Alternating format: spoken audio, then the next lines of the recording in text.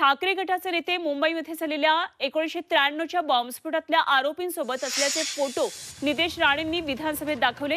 बॉम्बस्फोटातला प्रमुख आरोपी सलीम कुत्ता हा ठाकरे गटाचे नाशिक शहर प्रमुख सुधाकर बडगुजर यांच्यासोबत पार्टी करत होता असा आरोप नितेश राणेंनी केला।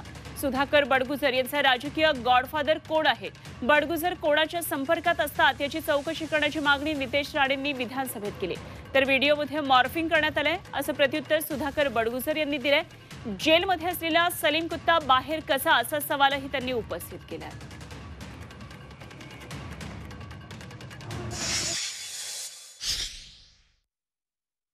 अध्यक्ष महोदय, हा 93चा बॉम्ब ब्लास्ट हा फक्त मुंबईमध्ये नाही, सेना भवनच्या बाहेर पण घडवला गेला।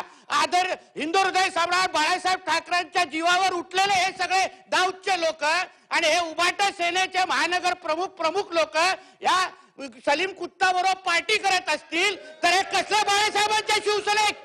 हा अध्यक्ष महोदय, काय कसल्या बाळासाहेबांच्या निष्ठा? अध्यक्ष महोदय, माझी मागणी आहे, नुसतं ह्याला अटक करू नका, ह्याचा पॉलिटिकल गॉडफादर कोण आहे? अध्यक्ष महोदय, हा कोण वाचवतोय? अध्यक्ष महोदय, हा बडगुजर कोणाच्या संपर्कात असतो? बडगुजर कोणाची फोनाफोनी करतो? त्याच्या सीडीआर रिपोर्ट तपासलं पाहिजे। असा बॉम्बराजच्या आरोपी बरोबर अध्यक्ष महोदय हे पार्ट्या करायला लागल्या।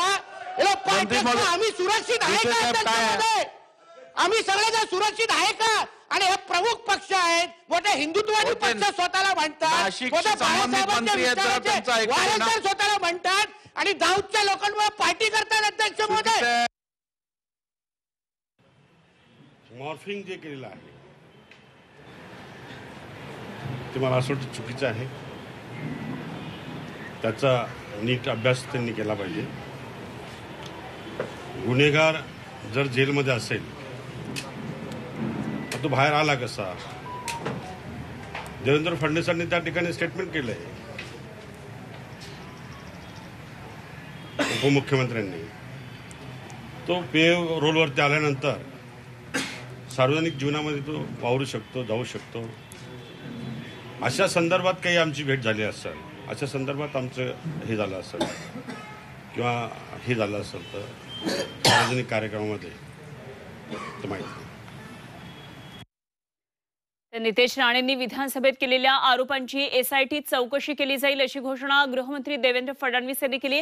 देशद्रोह्यांसोबत पार्टी जोडल्याचा आरोप नितेश राणेंनी केला आहे।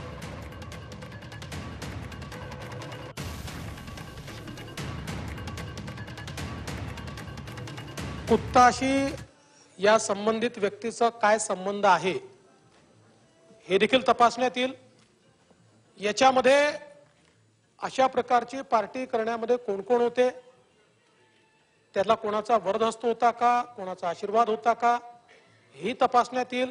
सभागृहाला आश्वस्त करू इच्छितो, हो एसआयटीच्या माध्यमातून आणि टाइम बाउंड पद्धतीनं या ठिकाणी याची चौकशी करण्यात येईल आणि दोषींवर कारवाई करण्यात येईल।